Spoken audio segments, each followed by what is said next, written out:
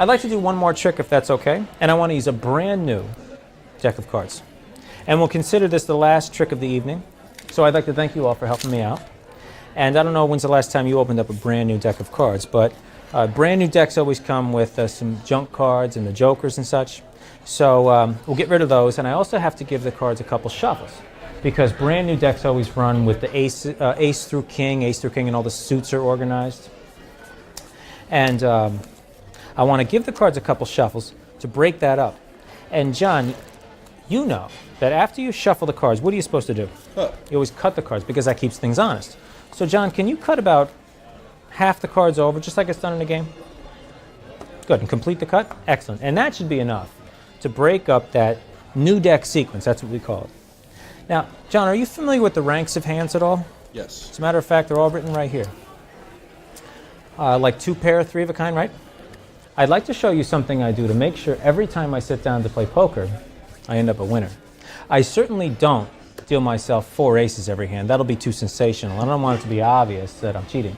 So all I have to do is deal myself hands that are slightly better than my opponent's. So to stay sharp, I practice cutting to all of the hands from lowest to highest. And John, I might ask you to read some of those hands off for me, because they're all listed there from lowest to highest, and they list all of the hands, but they also list the odds. But the odds apply to straight poker, it's called, and that means that deuces aren't wild, so I'm not going to waste your time cutting to deuces. So John, what is the lowest ranking hand that you can have in poker? No pair, high card. No pair or high card. And if I'm going to play a high card, I'm going to play an ace. Now, let's assume for a second that you're playing high card. What is the next highest ranking hand? A pair. A pair. I think there's a pair of 5s right about here. So let's assume that we're playing poker and you're playing a pair of 5s. If you're playing 1 pair, I'm going to play 2 pair. 2 pair. And if I'm not mistaken, there should be a pair of 4s right about here. No. And there should be a pair of 6s right about here. You're starting to see the pattern, right?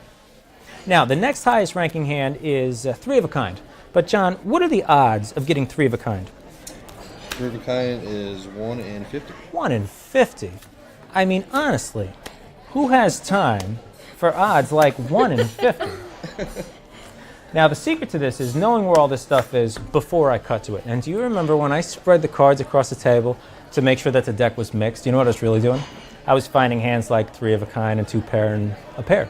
Because hands like those will occur naturally, even in a shuffled deck. But the next highest ranking hand is straight. A straight. A straight, say for example, 2, 3, 4, 5, 6 in order. A straight is a little bit more difficult to find in a shuffled deck, because really it's unlikely that you're going to find 2 through 6 in order in a shuffled deck. It's more likely you're going to find a straight in fragments. In other words, you might find a 2 and a 5 right about here.